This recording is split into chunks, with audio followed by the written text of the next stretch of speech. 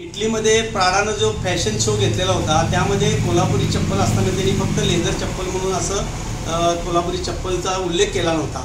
त्यामुळे आम्ही Kolhapur chamber of commerce, Maharashtra chamber of commerce, Kolhapur footwear association आणि आमच्या कोल्हापुरी चप्पल औद्योगिक समूह क्लस्टरच्या माध्यमातून आम्ही आवाज उठवलेला होता। त्यामुळे आज प्राडाची एक टीम या ठिकाणी कालपासून कोल्हापुरामध्ये आलेली आहे। काल त्यांनी कारागिरांना भेटी देऊन कोल्हापुरी चप्पलची माहिती आम्ही दिली। आज त्यांनी कोल्हापूर शहरामध्ये प्रसिद्ध असणाऱ्या शिवाजी मार्केटला भेट दिली।